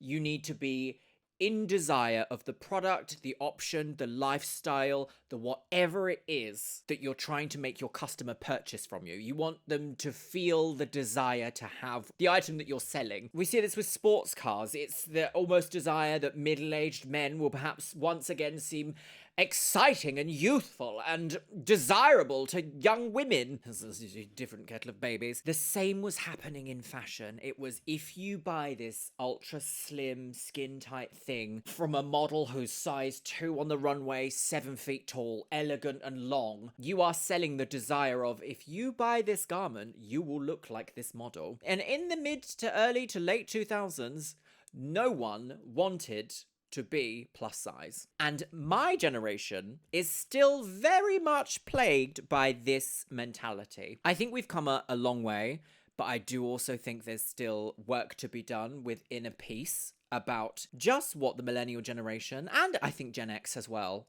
went through in the 2000s with regards to media perception of ideal bodies. And America's Next Top Model was not a disruptor of that. They were, in fact, an agent of society at that moment. This documentary so far has been quite fascinating in its portrayal of America's Next Top Model. I actually think it's done a very good, well-rounded job at showing both sides of the coin, even though I still feel that this is a big PR stunt for Tyra Banks. I don't want to get fat like you. Perhaps you meant PHAT. Takara, who was on previously, and she went to set, they didn't have clothes that fit her, and she kind of, let them know how she felt about that. You can't find something in my size, so I'm supposed to feel bad because you said have to start. You're taking right everything now. as a negative. I don't think that you realize how this whole modeling thing works. And she got cut that week. They could easily have gotten clothes that were my size, but that was a choice that they made, and I dealt with that. That is exactly true. We have to again remember that America's Next Top Model was acutely created from the ground up and the top down at the same time. They could have happily found things to fit Whitney, but they didn't. There is a slight lust in the reality TV world of watching people hit their breaking point. And it's important to remember that television isn't there to prevent that breaking point from happening. They're there to capture it. In South Africa, we're down to the last girls. I can feel that I could possibly win this show. On today's show, you're going to be dancing with 3 hot guys. America's Next Top Model has repeatedly put their contestants in dangerous scenarios, and this is definitely one of them. One of the male models, Bertini, was very aggressively hitting on me. You give me that massage. He wants a massage from you. Sorry, gotta go ride the wardrobe after that. On set, no one's really paying much attention to it at all. I have to pretty much fend for myself. Mind you, they all have just this teeny tiny little piece of loincloth covering their members, and Bertini was like touching me, grabbing me. I really felt that he was just taking advantage of the moment to touch me. I remember thinking to myself, what would Tyra do in this situation? Tyra would politely and professionally stop the shoot and just let everyone know that she feels a little uncomfortable. What's the issue? I know it's not about feeling comfortable, but hearing moaning, it just threw me off. Moaning where? Like on me. Like, I'm sorry, I just didn't feel comfortable. I didn't get the response that I thought I was going to get. The looks on their faces were just like, how dare you stop our production? We're here in a professional situation. There are like 50 of us sitting here on set. Right. We're going with the flow. To be on a TV set in front of so many people and still not be protected is some pretty dark stuff. It certainly is, and I think anyone here in the audience, if you were a photographer in that situation watching a model go through something, if you were worth any iota of amount of a human being, you would feel uncomfortable and be like, excuse me, okay, we're gonna change direction here. This is unacceptable. That would be the first step. The bar is so low that would be the first step. Again, as I keep saying, the goal of a photo shoot is to make everyone in that scenario money. The goal is to sell something. How are you going to get something of value from putting people at risk? Hearing Kenya explain the situation as she has in this documentary is kind of illuminating to the point of just how deep the kind of not care for the models, not care for the contestants that nearly all of the production staff had. It's that kind of authoritative vibe of, you should be so thankful to be here. How dare you not do everything that I'm saying? I can't, girl, no.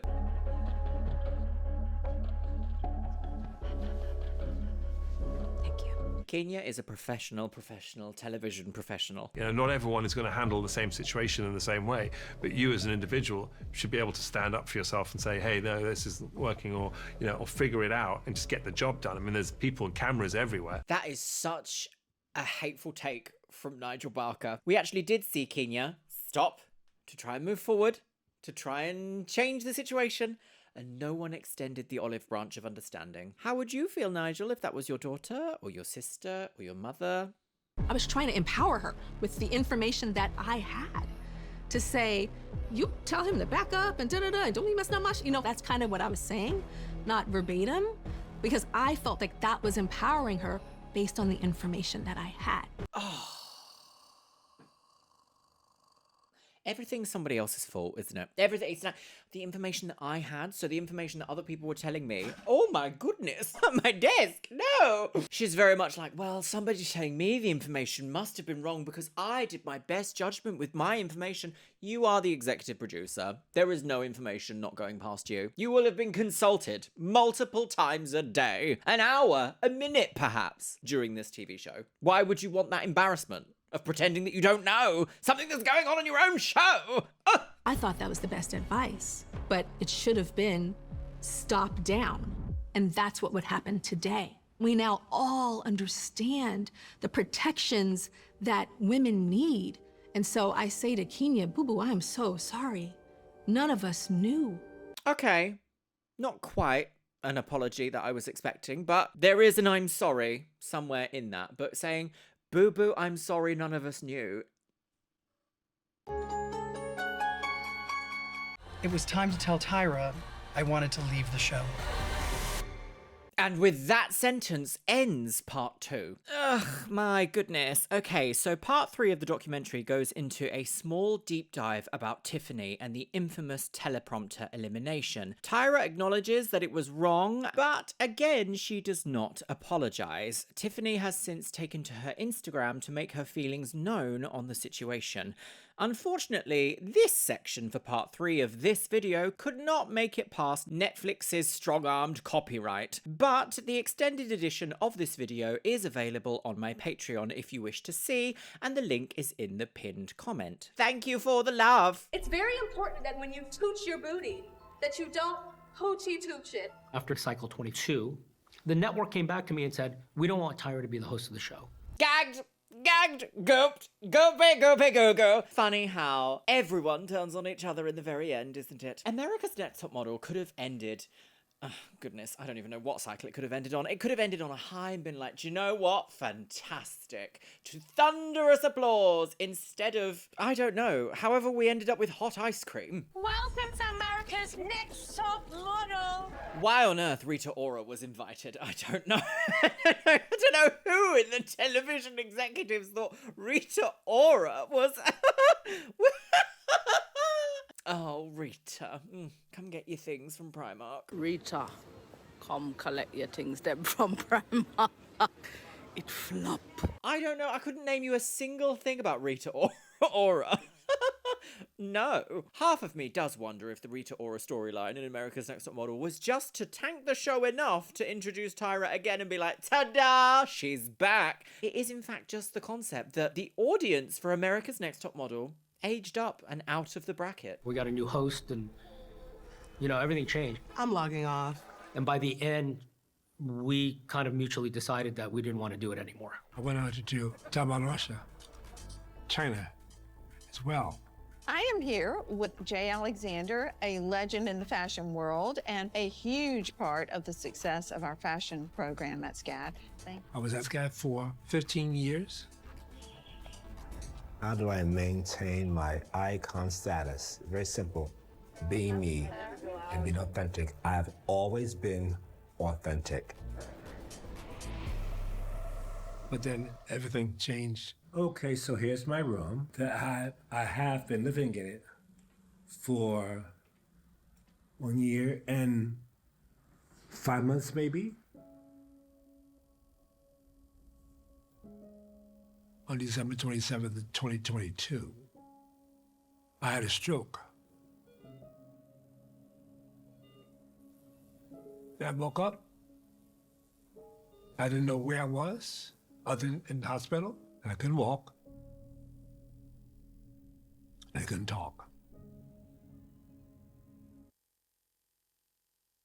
That is a very sad revelation. And I feel like a lot of us watching had an idea that something had happened. And I thought to myself, what was I going to do? And that I couldn't walk, and I couldn't speak. It was emotional. I cried.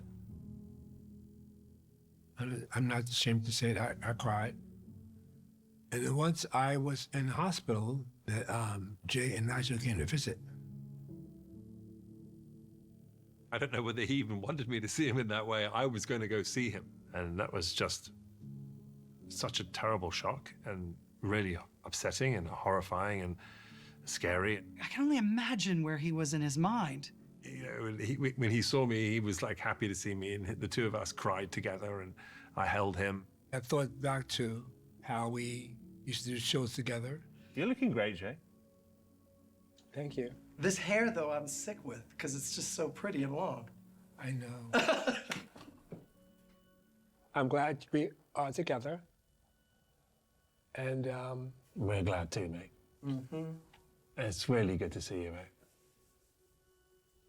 Yeah, it's really special. It has been a journey, and you're speaking so much better now. Yeah. You are battling through. When we first saw you in that hospital, you could hardly move, hardly talk. And now you're sitting up doing an interview, chatting, talking, rolling your eyes, making us laugh. It's, you know, it's a long journey, but you're going to get there. I know, it's been really, really hard, mate. But the thing is, you're here, though. That's the thing. I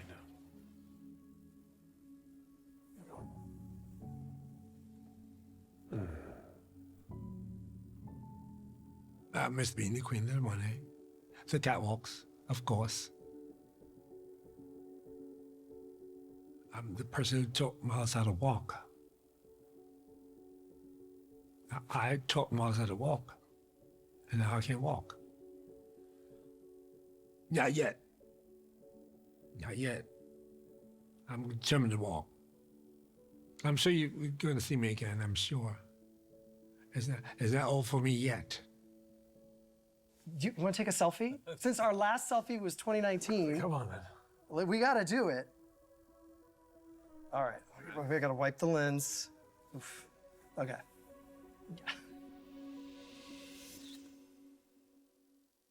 Did Tyra come and visit you?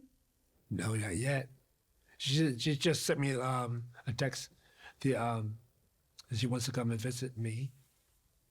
But no, not yet.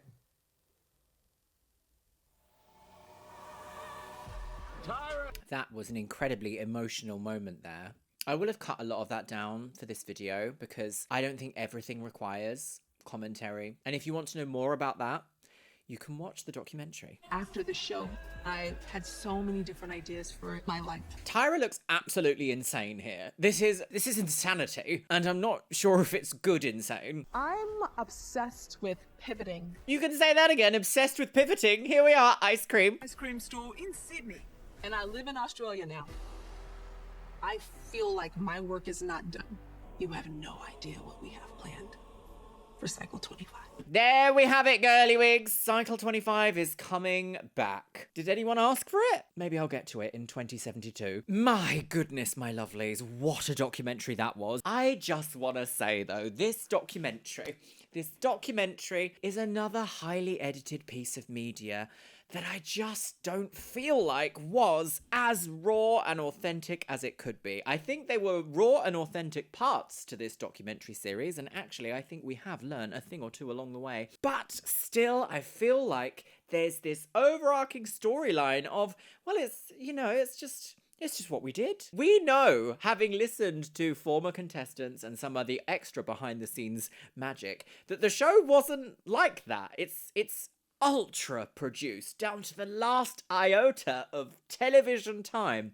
And this documentary did an okay job at investigating that, but as always with documentaries, I want it to be so juicy I am left exhausted by watching it. Do I feel exhausted by watching this today? Yes and no.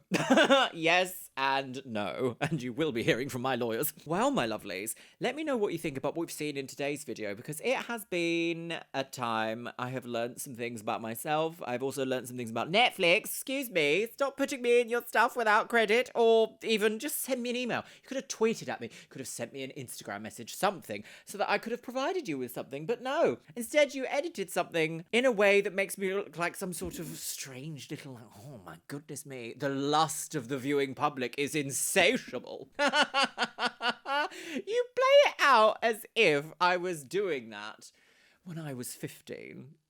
That was 20 years ago, sis. This is the point of the video that I would love to thank all of my beautiful Patreons you can see on the screen right here. My Patreon content includes reactions to Project Runway and The Traitors UK, and also special video shoutouts that usually go at the end of my videos.